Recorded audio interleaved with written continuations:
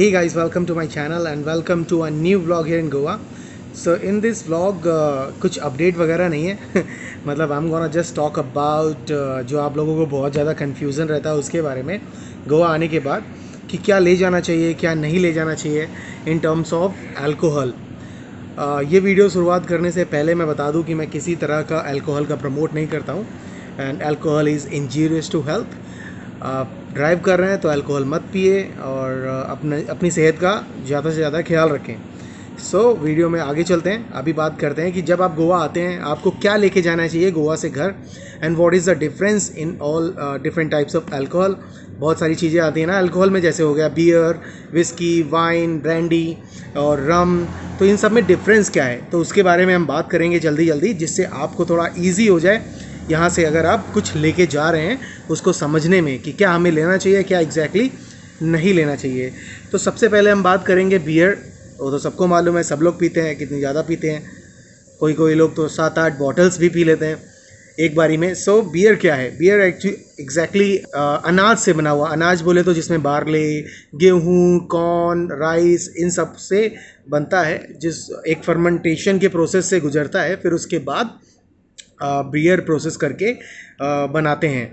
पहले ये सब अनाज लेते हैं, उनमें से किसी भी एक टाइप का अनाज लेते हैं, फिर उसको फर्मेंटेशन के प्रोसेस से निकालते हैं, फिर उसके बाद फर्मेंटेशन होने के बाद में उसको प्रोसेस करके बियर पैक करती है और उसमें CO2 कार्बन डाइऑक्साइड ऐड कर देते हैं और जिससे उसमें फिजीनेस आ जाती है। दैट्स इट, एकदम ईजी है। फिर बियर के बाद हम नेक्स्ट मूव करेंगे अभी वाइन पे। What is wine?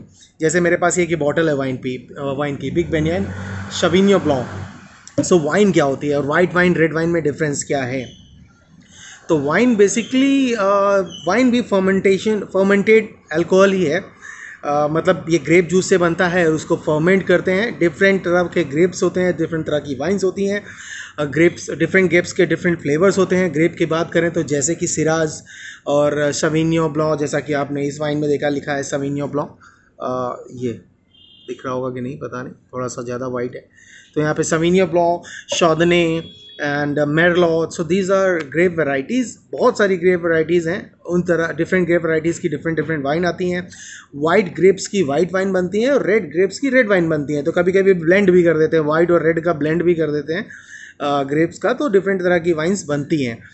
तो ये हो गई वाइन की बात। ये दो चीज़ें जो हैं वाइन और बियर, ये दोनों फर्मेंटेशन के प्रोसेस से गुजरती हैं, यानी दोनों चीज़ें फर्मेंटेड हैं।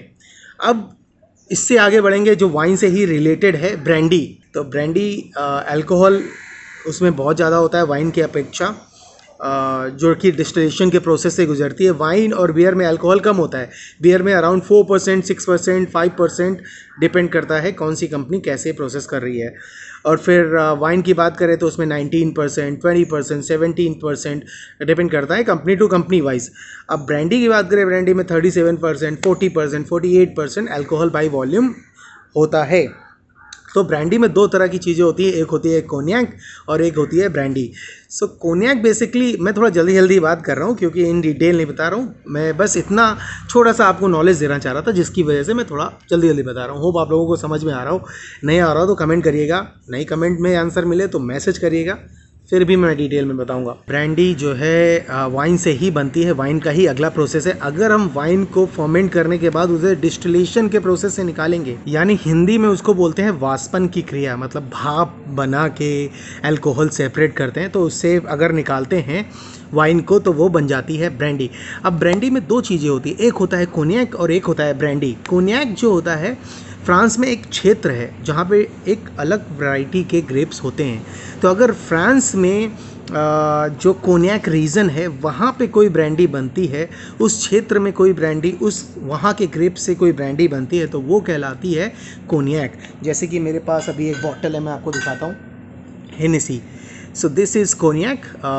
दैट मीन्स ये बनी हुई है, बॉटल हुई है only and only in France. अगर उसके 1 किलोमीटर, 10 मीटर, 50 मीटर इस कोनियाक क्षेत्र से 10 metre, 50 metre, 20 metre, 30 metre, 2 metre, 1 metre बाहर भी ये बनेगी तो वो कहलाएगी ब्रांडी। तो अभी बात हो गई ब्रांडी पे। अब हम चलते हैं, मूव ऑन करते हैं विस्की पे। Exactly whisky is. तो विस्की होता है बियर का नेक्स्ट प्रोसेस, जैसे ही वाइन का नेक्स्ट प्रोसेस होता है ब्रांडी, वैसे ही अगर हम विस्की बियर को डिस्टिलेशन के प्रोसेस से निकालेंगे तो वो बन जाएगा विस्की। हालांकि उसमें बहुत सारे प्रोसेस होते हैं, उसकी एजिंग वगैरह होती है, बहुत सारी चीज़ें होती है, लेकिन अगर बियर को डिस्टिल करेंगे तो बन जाएगी विस्की। तो विस्की बेसिकली अनाज से बनती है, कई प्रकार के अनाज होते हैं, रे, बार्ले, कॉर्न, ये सब बहुत सारे अनाज से बनती है विस्की। और विस्की भी दो टाइप की होती है, एक होती है ब्लेंडेड और एक होती है ब्लेंडेड स्कॉच, और दूसरी होती है single malt whisky. So what is single malt whisky और what is blended whisky? Blended whisky और ब्लेंडेड स्कॉच विस्की, स्कॉच मतलब स्कॉटलैंड में ही बनी हो और बॉटल हुई हो तो दैट मीन्स स्कॉच विस्की हो जाएगी, और अगर स्कॉटलैंड के बाहर हो जाएगी तो वो नॉर्मल ब्लेंडेड विस्की हो जाएगी। तो जैसे कि अभी मेरे पास एक मैं बॉटल उठा लेता हूँ, just give me 1 second. So yeah this is JNB rare blended scotch whisky. So that means ये विस्की स्कॉटलैंड में ही बनी है और ब्लेंडेड है। ब्लेंडेड मतलब किसी एक डिस्टिलरी में नहीं, डिफरेंट। ब्लेंडेड का मतलब ये होता है कि डिफरेंट डिफरेंट अनाज से डिफरेंट डिफरेंट डिस्टिलरी में प्रोसेस की गई हो विस्की, तो वो कहलाती है ब्लेंडेड विस्की। और विस्की बेसिकली जब विस्की बनती है, जब डिस्टिलेशन का प्रोसेस ख़त्म होता है तो विस्की पे कोई कलर नहीं होता है। कलर कैसे मिलता है? एजिंग के प्रोसेस से।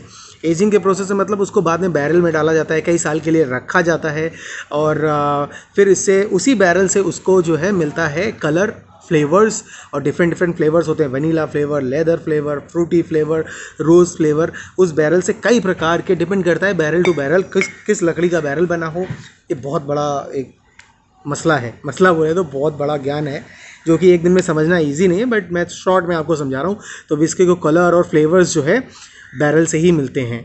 तो ब्लेंडेड विस्की मतलब डिफरेंट डिस्टिलरी में डिफरेंट ग्रेन्स के साथ बनी हो मिलके, तो वो ब्लेंडेड विस्की कहलाती है। अब what is single malt whisky? देखिए हमारे पास अभी मेरे पास ये है ग्लेनलिविट 12, this is single malt whisky. तो सिंगल मॉल्ट विस्की मतलब हो जाता है कि सिंगल ग्रेन से और सिंगल डिस्टिलरी में ही बनी हो whisky, that means single malt whisky वो कहलाती है। और सिंगल मॉल्ट विस्की की बात यह है कि बहुत ज़्यादा एज्ड होती है, जैसे कि मैंने ये दिखाई ग्लेनलिविट आपको, ये 12 ईयर्स एज्ड है। सो दैट मीन्स ये विस्की 12 साल बैरल के अंदर रही है, और उस 12 सालों के दौरान उसको उसके कलर, फ्लेवर और उसका अरोमा सारी चीज़ें मिली हो। जितनी ज़्यादा एज होती हैं उतनी ज़्यादा विस्की स्मूथ, रेयर और एक्सपेंसिव हो जाती हैं। जैसे कि 12 के बाद 18 साल की हो जाती है, फिर 15 साल की भी विस्की आती है, 25 साल की आती हैं, 30 ईयर की आती हैं। तो इतने साल, दैट मीन्स वो विस्की बैचेस में जो वहाँ का डिस्टिलरी होती है वहाँ पे एज होती है by the through out the years, 35 years, 25 years. तो सिंगल मॉल्ट विस्कीज़ बहुत एक्सपेंसिव होती हैं और पीने में भी बहुत स्मूथ, बहुत अच्छी होती हैं। स्मोकी फ्लेवर विस्की भी आती हैं बहुत सारी। और विस्कीज़ में थोड़ा सा और वैराइटीज़ आ जाती है। अमेरिकन विस्कीज़ भी होती हैं, जापानीज़ विस्की भी होती हैं, आयरिश विस्की भी होती है जो कि जेमसन काफ़ी फेमस ब्रांड है। तो ये हो गया विस्की की बात। लोकल विस्कीज़ भी आजकल बनना चालू हो गई हैं और बहुत सस्ती सस्ती विस्कीज़ भी आप देखते हैं। तो उन सस्ती विस्कीज़ में एजिंग वगैरह नहीं होती, बस कैरेमल डाल के उसका जो है प्रोसेस करके उसको कलर दे दिया जाता है, दैट्स इट। और जो कि हेल्थ के लिए भी बहुत ज़्यादा नुकसानदायक होती हैं। अभी हम विस्की का ये प्रोसेस हो गया, अब हम बात करेंगे जिन की। व्हाट इज़ जिन? तो जिन भी ग्रेन से ही बनता है, बार्ले से, लेकिन उसका मेन इंग्रेडिएंट होता है यूनिपर बेरीज़। यूनिपर बेरीज़ के प्रोसेस से उसको प्रोसेस करके, डिस्टिलेशन करके, फर्मेंट करके, फिर उसके बाद डिस्टिलेशन करके जिन बनाई जाती है। जैसे कि हमारे पास देख लीजिए, मैं दिखाता हूँ आपको। ये जिन है स्विट्ज़रलैंड की मंकी 47।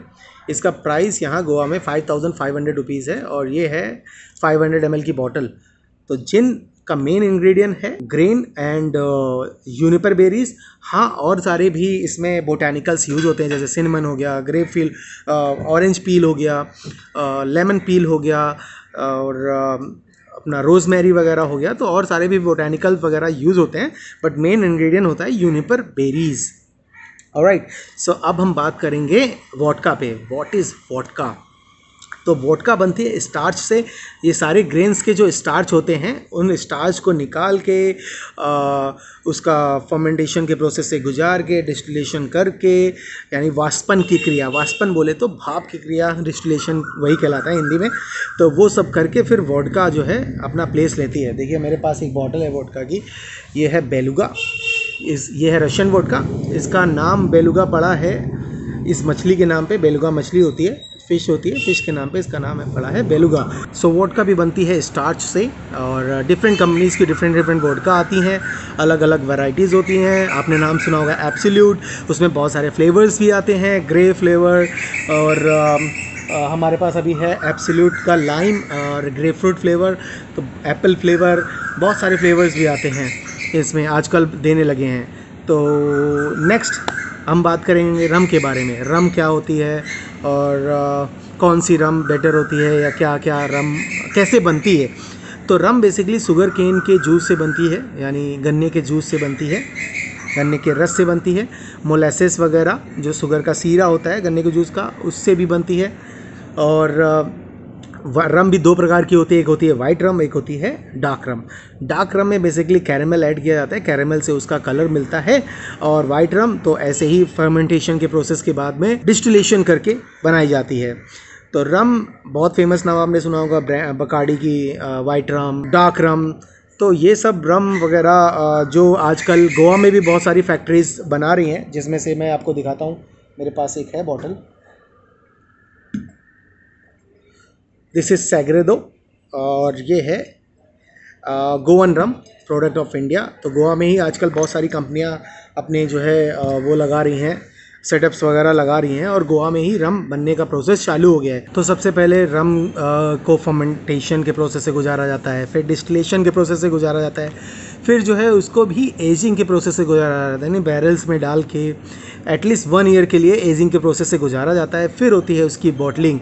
तो ये सब बोलना बहुत ईजी है, लेकिन ये टाइम बहुत लेता है। जैसे कि मैंने आपको बताया सिंगल मॉल्ट विस्कीज़, जैसे ये हमारे पास 12 साल वाली जो विस्की है, तो ये 12 साल के लिए बैरल में रही है, उससे ही इसकी स्मूथनेस और उतना ही सब कुछ मिला है इसको।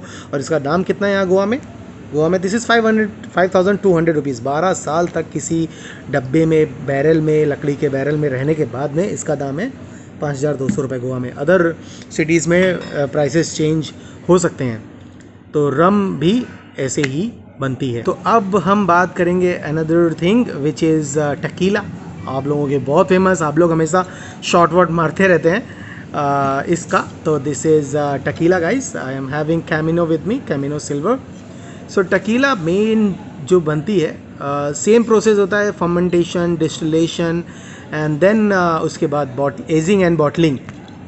तो टकीला कहाँ बनती है और उसके लिए क्या ज़रूरी होता है? गाइस टकीला बनती है अगावे नाम के पेड़ से, जो कि केवल और केवल पाया जाता है मैक्सिको में। Tequila is only made in Mexico. उसके अलावा कहीं और नहीं बनती। जैसे ब्रांडी वगैरह है वो कहीं और बन जाती है तो उसका नाम डिफरेंट हो जाता है, बट टकीला और कहीं बनाई नहीं जा सकती है। केवल और केवल टकीला बनती है मैक्सिको के रीजन में, मैक्सिको के एरिया में। और डिफरेंट रीजन्स हैं मैक्सिको में, डिफरेंट टाइप के अगावे जो पेड़ होता है वो पाया जाता है, और डिफरेंट वैरायटीज़ मिलती हैं उसमें। अभी बात चल रही थी कई साल पहले, मैंने 1-2 साल पहले सुना था कि गोवा में भी टकीला बनाने की कोशिश कर रहे हैं लोग, लेकिन गोवा में जब टकीला बनेगी तो अगावे की ज़रूरत पड़ेगी। पता नहीं क्या उसका प्रोसेस है, मैंने उसके बारे में ज़्यादा डिटेल में नहीं पढ़ा है।